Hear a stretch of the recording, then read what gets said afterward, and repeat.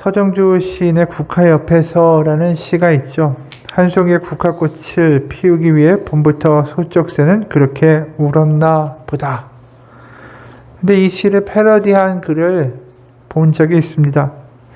아파트 한 채를 마련하기 위해서 결혼 생활 이후부터 셀러리맨은 그렇게 울었나 보다. 아파트 한 채를 마련하기 위해 셀러리맨의 아내는 절약 속에서 또 그렇게 울었나 보다. 명품 대신 길거리표 골라 입던 지난 15년의 서러움을 잊고 이제는 당당히 내 집 앞에 선 어여쁜 셀러리맨의 아내요. 방 3개짜리 내 집, 열쇠 지는 기쁨에 간밤엔 설레어 잠을 설치고 두 끼를 굶었어도 배가 불렀나 보다. 부동산이 너무 오르다 보니까 이 아파트 갖고 어떻게 집 갖고 내 집 마련하는 게 평생의 소원이 되어버리는 것 같습니다. 그렇게 평생 모아서 아파트 얻고 자녀들 시집장가 보내고 그리고 죽었더라. 그게 요새 얘기가 돼버리는 것 같아요. 평생 빚 갚다가 그렇게 살아가는 거. 도대체 우리는 뭘 위해서 살아가는 것인가? 뭘 바라보고 살아가는 것인가? 어느 날 배고픈 멧돼지 한 마리가 길을 가고 있었는데 땅에 사과가 떨어져 있었대요. 멧돼지가 이 아둔에서 땅에서 사과가 나오는 줄을 생각하고 열심히 땅을 파기 시작했습니다. 당연히 파도 사과는 땅에서 나오지 않죠. 결국 깊이 판 구덩이에서 스스로 빠져가지고 나오지 못하다가 뒤로 벌러덩 자빠졌습니다. 그래서 하늘을 쳐다보니까 사과나무에 많은 사과가 주렁주렁 달려있다라는 거죠. 멧돼지는 구덩이에서 숨을 거두면서 마지막 말을 이렇게 남겼습니다. 하늘을 바라보며 살았어야지. 이게 뭐 멧돼지의 이야기일까요? 이게 우리 이야기 아닐까요? 우리가 무엇을 쫓아서 우리의 인생을 다 써버리고 있는가? 땅에 있는 것만을 바라보고 땅에 있는 게 다고 그냥 눈앞에 있는 것들을 위해 달려가며 살다 보면 하늘의 것을 바라볼 수 없게 된다라는 것이죠. 오늘 본문은 바로 그 이야기를 해요. 우리 이 땅의 거처가 아니라 하늘의 거처, 아버지 집이 있다.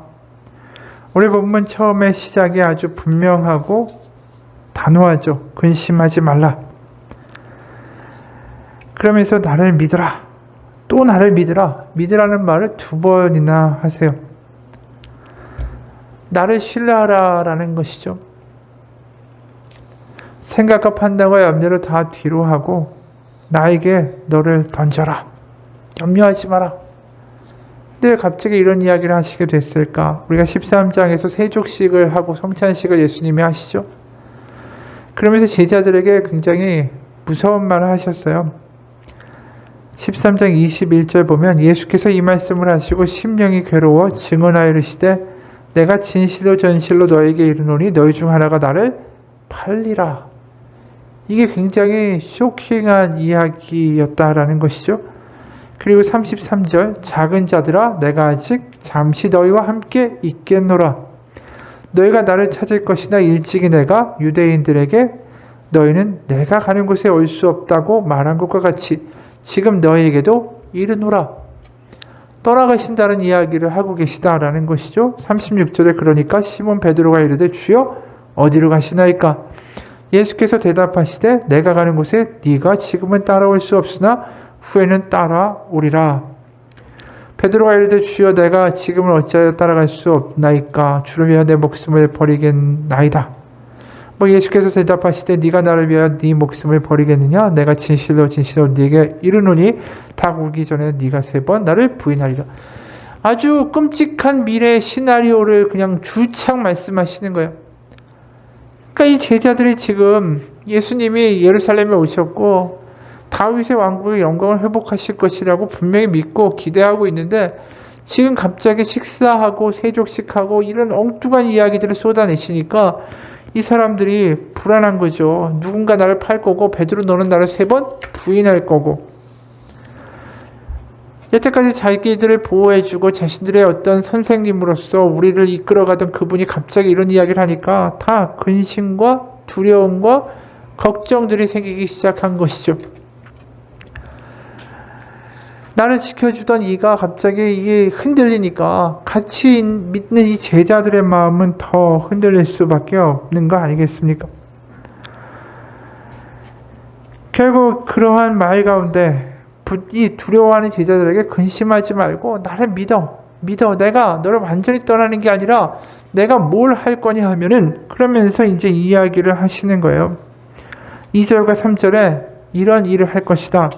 내 아버지 집에 거할 곳이 많도다. 그렇지 않으면 너에게 일렀으리라. 내가 너희를 위하여 거처를 예비하러 가노니 가서 너희를 위하여 거처를 예비하면 내가 다시 와서 너희를 내게로 영접하여 나 있는 곳에 너희도 있게 하리라. 이 거할 처소를 마련하는 일을 하시겠다라는 거예요, 지금.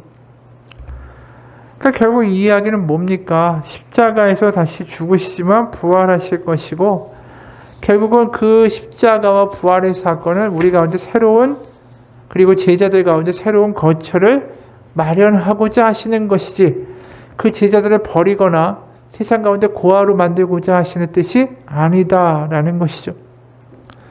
제자들의 이 이야기를 알아들었을까요? 당연히 못 알아듣죠. 그러니까 5절에 이렇게 얘기합니다. 도마가 이르되 주여 주께서 어디로 가시는지 우리가 알지 못하거늘 그 길을 어찌 알겠사옵나이까. 주님이 앞으로 하고자 하시는 그 길을 우리가 어떻게 알겠습니까? 도마는 이렇게 반응하는 거죠. 그럼 도대체 예수님이 말씀하시는 그 거처를 마련한다, 거할 곳을 마련한다, 그것의 첫 번째 의미는 아마 천국이겠죠. 천국. 내 아버지 집에 거할 곳이 많다라고 하시는 거, 결국 우리의 이제 본향, 천국을 의미하기도 하고, 두 번째로는 이런 어떤 죽어서 맛보는 것이 아니라 바로 이 거할 곳은 바로 아버지의 집이다라는 하나님의 가문의 자녀가 되는 길을 지금 내가 만들러 간다라는 것이죠. 이 이야기가 뭐냐 하면 우리가 예수님으로 말미암아 뭘 경험하게 됩니까? 우리가 그동안 고아였고 세상에서 나를 지키기 위하여 열심히 살았고 다른 사람들보다 뒤처지지 않기 위하여 뭔가 열심히 분주하며 살았던 그 삶이 이제 다가 아니라 내가 아버지의 집으로 잃었던 자녀를 다시 찾으러 오신 예수님의 손을 잡고 아버지의 집으로, 그래서 하나님의 가문 안에 하나님의 자녀로 사는 새로운 인생을 시작하는 그 길이 십자가로 인해 열렸다라는 거죠.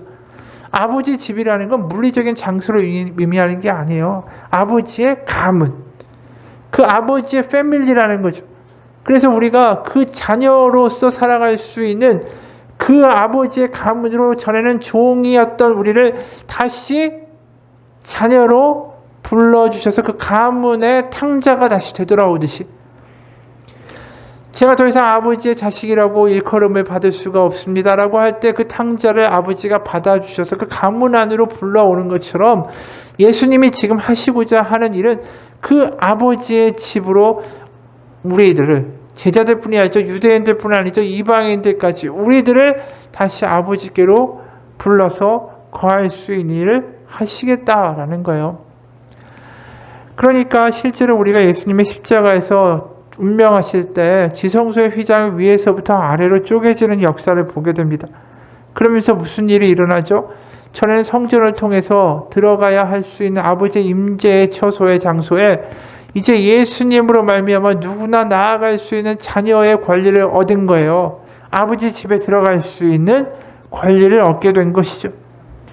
그래서 아버지의 이름으로, 예수님의 이름으로 우리가 구하고 간구하고 아버지가 그 기도를 들으시고 우리 가운데 응답하실 수 있는 길이 열린 거예요. 그게 성전에서 이루어지는 게 아니라는 것이죠.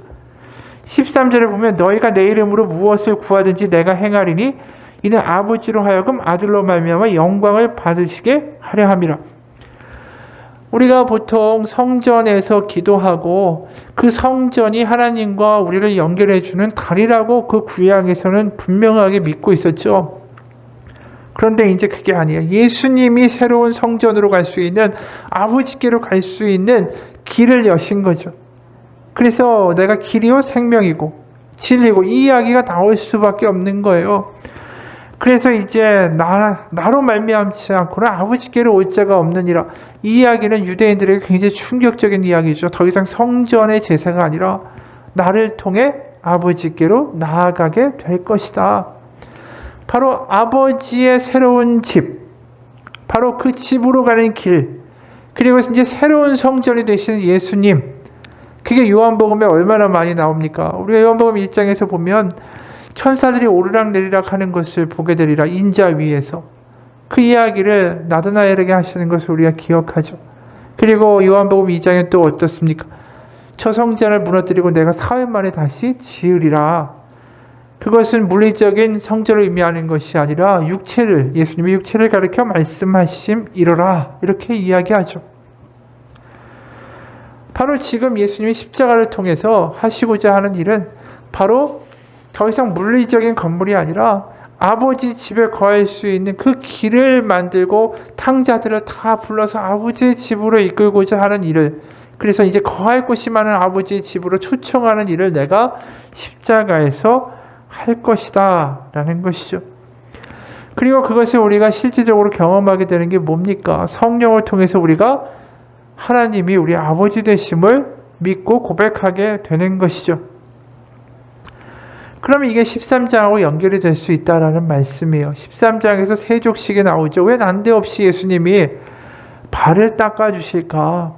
그 종이나 하는 짓인데 왜 하셨을까? 전에도 이야기했지만 밖에서 손님이 오거나 뭐 주인의 자식들이 오거나 주인이 오거나 이러면 이제 종들이 가서 불결하고 또 부정한 것들이 묻었던 그 발을 닦아주는 것이 이 마땅한 과정이죠. 그런데 예수님이 종처럼 그 제자들의 발을 닦아주시는 것은 무엇을 의미할까요? 바로 아버지 집에 너희가 이제 들어왔다라는 뜻이에요. 너희가 드디어 아버지 집에 왔어. 그러면서 그들의 발을 닦아주셨다라는 것입니다. 우리가 주일에 모세 이야기를 했죠. 모세 이야기할 때 우리가 신을 벗으라. 그렇게 하나님이 제일 먼저 말씀하시지 않습니까? 신을 벗는다라는 게 무슨 뜻이라고 했어요? 집에 왔다라는 거죠. 오늘 이것도 마찬가지예요. 세족식을 하시면서 드디어 너희가 이제 아버지 집으로 들어왔다라는 거예요. 드디어 손수 종의 모습으로 아버지 집으로 들어온 탕자들을 환영하면서 발을 닦이시는 장면이 13장이다라는 뜻입니다.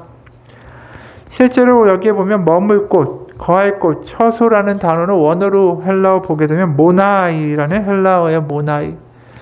근데 이 헬라어 모나이는 메노라는 동사에서 유래된 것입니다. 우리가 메노라는 말이 거하다라는 뜻인데 이게 요한복음에 굉장히 많이 나오는 말이에요. 나의 안에 거하라. 실제로 요한복음에 이 단어가 40번이나 등장해요. 40번. 그러니까 믿음은 뭐냐 하면, 구원은 뭐냐 하면 아버지 집으로 거할 곳으로 자녀들을 불러오시는 것, 그리고 그 안에 예수님으로 말미암아 아버지 집으로 들어가는 그것이, 그래서 그 아버지 집에 사는 것, 머무는 것, 거하는 것이 구원이다라는 말입니다.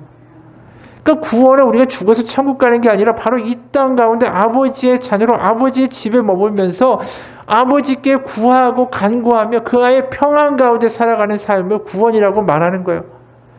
그러기 때문에 구원은 머무는 것이고 그 집에 들어가는 것이고, 그게 바로 예수님이 항상 하나님이 내 안에, 내가 아버지 안에, 그리고 너희가 내 안에, 내가 너희 안에 거한다라는 표현을 쓰시는 이유라는 것이죠.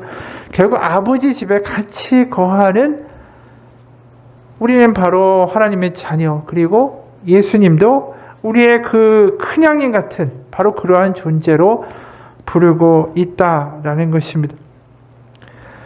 그래서 결국 말하면 예수님이 이 땅 가운데 오시고 십자가에 죽으신 이유는 하나입니다. 바로 우리를 하나님의 집으로 데려가기 위해서라는 것이죠. 하지만 그렇게 오신 예수님을 세상은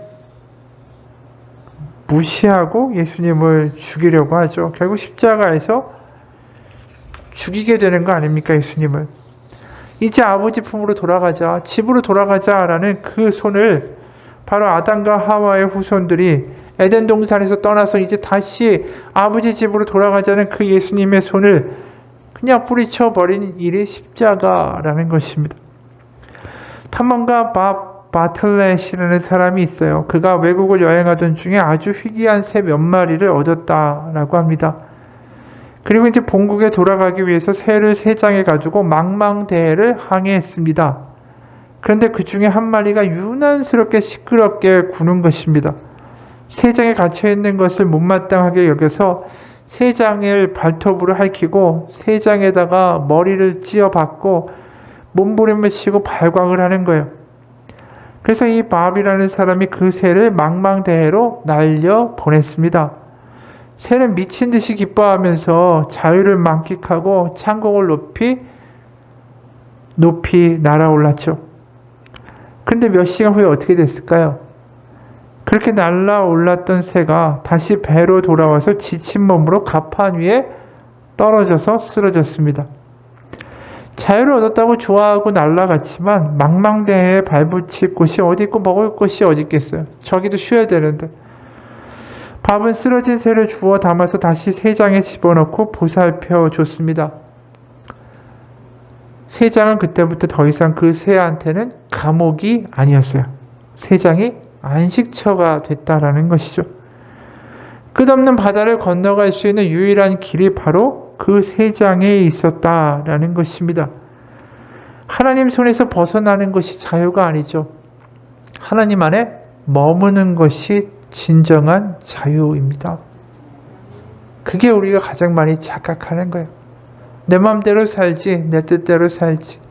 하나님 손에서 벗어나서 사는 게 자유가 아니라 진정한 자유는 아버지 안에 거함으로 하나님이 내 아버지가 되시는 게 믿어져서 그 담대한 가운데 풍요로운 가운데 그래도 힘들지만 오늘을 살아낼 수 있는 힘을 얻는 것이 진정한 자유라는 거예요.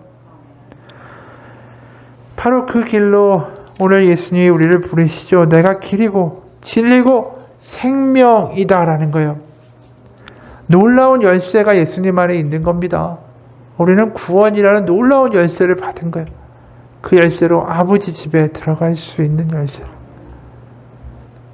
우리가 예수님을 정말 매일매일 삶 가운데에 의지하고 예수님 힘들지만 그래도 하나님 믿으며 삽니다. 주님 제 마음 아시죠? 주님 오늘 하루도 정말 힘든 하루였고 낭망한 때도 있었고 남들에게 실망한 적도 있지만 그래도 주님 저 하나님 앞에 나아갑니다.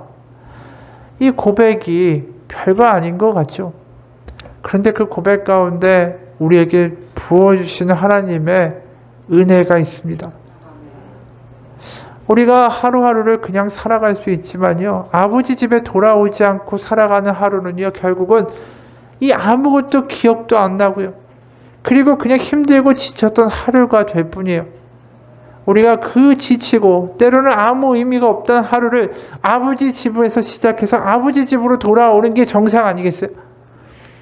우리가 아침에 집을 나가면서 나 오늘 집에 안 들어올 거야 라고 나가는 사람이 어디 있어요? 결국 다 일하고 힘들고 지치고 하지만 아이고 집에 가서 쉬어야겠다 돌아가는 것처럼 우리가 하나님의 집에서 하나님의 자녀로 하루를 시작하고 하루를 마친 다음에 다시 아버지 집으로 돌아가서 아버지 오늘 하루 이러한 일이 있었네요.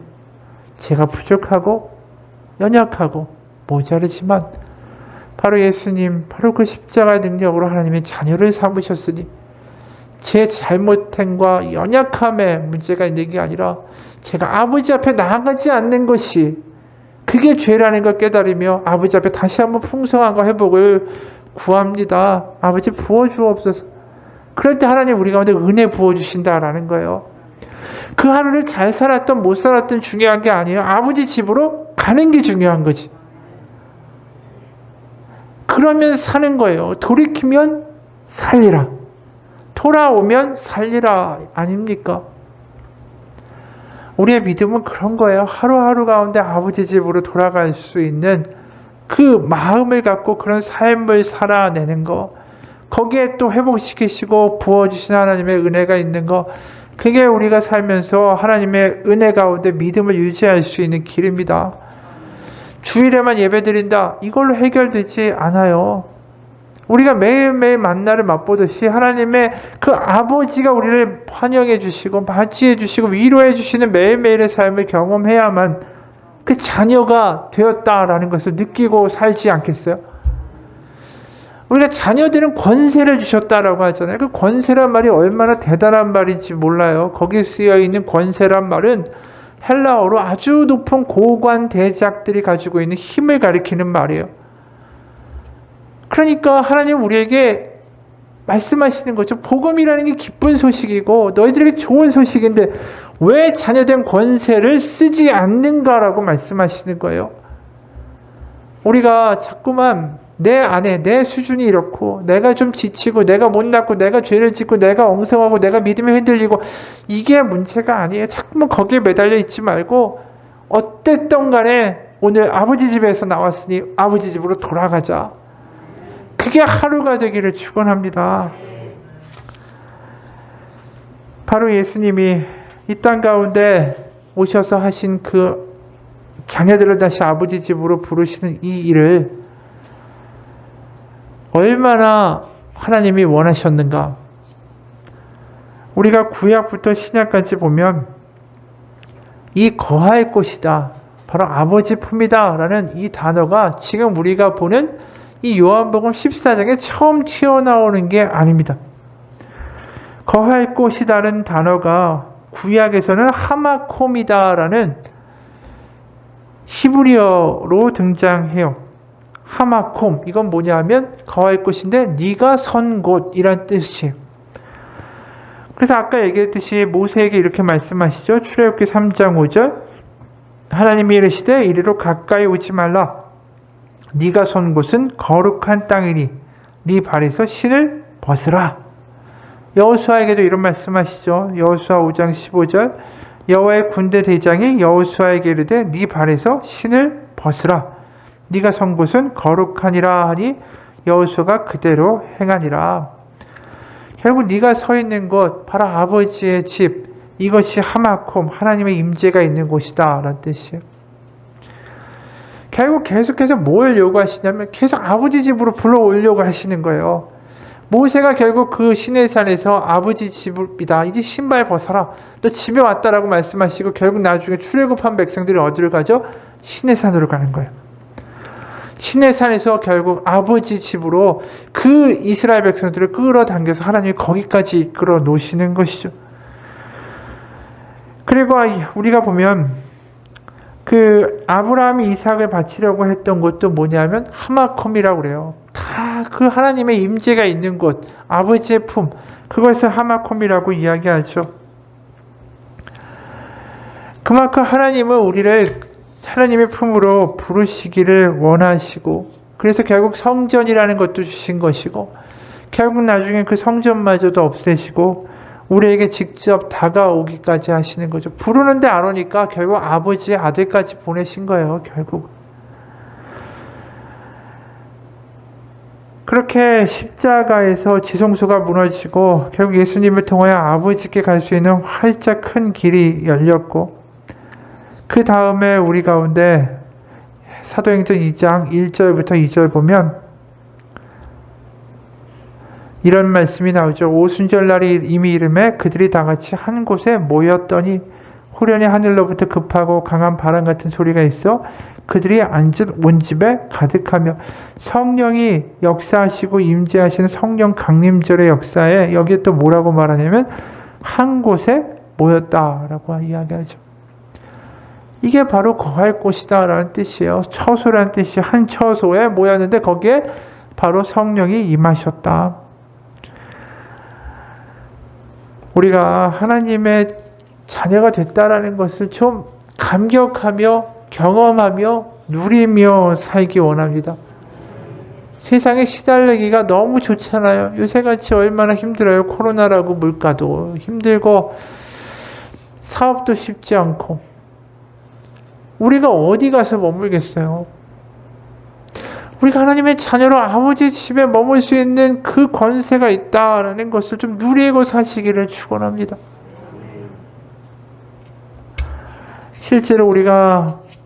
지치고 힘들 때 아버지 집으로 가서 쉴 수 있다라는 것은 예수님이 식탁 교제에서 누구와 식사를 하셨는가를 보면 명확하게 알 수 있어요. 예수님이 누구와 식사하셨죠? 그 사회에서 잘 나가고 지도자고 리더들이고 이런 사람들이랑 식사하신 게 아니에요. 다 죄인과 또 뭐 창기와 또 세리와 다 무시당하고 어떻게 보면 못났다라고 말하는 사람들, 제자들, 그런 사람들하고 같이 식사하신 거예요. 그게 아버지 집의 모습이라니까요. 우리가 아버지 집의 모습이 상상이 안 간다. 아니에요. 그게 아버지 집이에요. 아버지 식탁에 누가 앉았어요? 세상으로 보면 자격 있는 사람들이 앉았나요? 그거 아니에요. 다 못나고 부족하고 엉성하고 베드로같이 3번이나 예수님 모른다라고 배반하고 그런 사람도 그 식탁에 앉는 거고요. 창기와 같은 사람들도 그 식탁에 앉는 거고, 세리라고 그 민족의 배반자라고 낙인 찍혀서 살아가는 그런 사람들도 그 자리에 앉는 거예요. 그러니까 우리가 아무리 문제가 있고 모자른다 하더라도 아버지 식탁에 못 나갈 존재가 아니라는 거죠. 그래서 복음인 거예요. 복음의 기준이 이렇게 높아서 아무나 그 자리에 들어올 수 없다. 그게 율법을 잘못 본 사람들의 이야기 아니에요? 그렇게 완전히 큰 벽을 쳐버리면 그게 어떻게 복음이 되겠어요? 복음이 아니라 허덕거리게 만드는 거지. 복음은 우리 가운데 왔습니다. 그 복음을 경험하시기를 바랍니다. 오죽하면 그 기준을 얼마나 낮추셨어요? 예수님이 정말 그 사회에 어떻게 보면 죄인들과 같이 하셨을 뿐 아니라 이 땅 가운데 어디에서 태어나셨죠? 바로 구유라는 비천한 곳에서 태어나셨어요. 세상의 가장 밑바닥까지 예수님이 오셨고 십자가라는 가장 밑바닥까지 내려가셨어요. 그러니까 우리가 갈 수 있는 기준이 그렇게 낮아지도록까지 만들어 놓으신 것입니다. 그러면서 아버지 집에 와라. 내가 아버지 집에 거할 곳이 많아. 니네가 오기만 하면 돼. 내가 길이고 진리고 생명이니까 오기만 해라. 이게 얼마나 기쁜 말인지 아십니까? 내가 길이고 진리고 생명이니까 와, 오기만 하면 돼. 그것에 감격할 수 있는 우리의 삶이 되어야 되겠죠. 이러한 일을 이루시면서 예수님은 정작 어떻게 사셨습니까? 마태복음 8장 19절 20절. 한 서기관이 나와 예수께 이르되 선생님이여 어디로 가시든지 저는 따르리이다. 예수께서 이르시되 여우도 굴이 있고 공중에 새도 거처가 있으되 인자는 머리 둘 곳이 없다 하시더라. 예수님은 정작 우리 가운데 하나님의 집에 우리를 부르기 위하여 이 땅 가운데 아주 힘들게 사셨죠. 구유에서 태어나시고 그 다음에 여우도 굴이 있고 공중에 새도 거처가 있는데 인자는 머리 둘 곳이 없다라고까지 말씀하실 정도였어요. 여기서 뭘 느끼게 됩니까? 우리를 어떻게든 아버지께로 불러오려고 하시는 아버지의 아주 절절한 마음이 여기에 드러나는 거예요. 바로 그 아들 예수 그리스도를 그렇게까지 보내시면서 어떻게든 우리를 불러오려고 하시는 아버지의 마음이죠. 그래서 요한복음 14장 18절 내가 너희를 고아와 같이 버려두지 아니하고 너희에게 오리라. 우리는 고아가 아니다라는 것입니다. 여러분, 우리는 돌아갈 곳이 있는 사람들이에요. 세상에 아무리 우리를 이해하지 못하고요. 내가 누구한테 욕을 먹든 내가 실수하든 전혀 그거랑 상관없이 우리가 돌아갈 수 있는 집이 있는 사람들입니다. 세상에서 아파트를 살려고 뭘 하려고 평생을 아파트 살고 애들 시집장가 보내고 그러고 인생 끝나는 쫑치는 인생, 그러고 그 아파트 가져갈 거예요? 아니잖아요. 중요한 건 내가 항상 돌아갈 곳이 있다는 게 우리 가운데 얼마나 큰 힘을 주는지 모르겠어요. 우리가 어떤 상황이 되든 간에 우리에게는 돌아갈 곳이 있어요. 어니스트 해밍웨이가 쓴 세계 수도라는 단편 소설이 있습니다. 거기에 보면 탕자처럼 집 나간 아들과 그를 애타게 찾는 아버지의 이야기가 나와요. 아들을 찾을 수가 없자 아버지는 신문에 한 줄 광고를 냈습니다. 타코야, 화요일 정오에 몬타나 호텔에서 만나자. 다 용서했다 아빠가. 아버지는 신문 광고대로 아들이 몬타나 호텔에 나와 있기를 기대하는 마음으로 그곳에 갔습니다. 그런데 엄청난 일이 벌어졌어요. 호텔 앞에는 파코라는 이름을 가진 800명의 청년이 모여 있었습니다. 스페인에서 파코라는 이름은 매우 흔한 이름이었기 때문이죠. 그 광고를 보고 800명이나 모여들었다라는 건 그만큼 아버지의 용서를 받고 아버지와 화해하고 아버지 품으로, 아버지 집으로 돌아가고 싶었던 사람들이 그렇게 많았다라는 뜻이에요. 우리 가운데 이 복음이 우리에게 집이 있는 자로 살아갈 때에 우리는 삶에 자유와 담대함과 풍성함이 생기게 될 것입니다.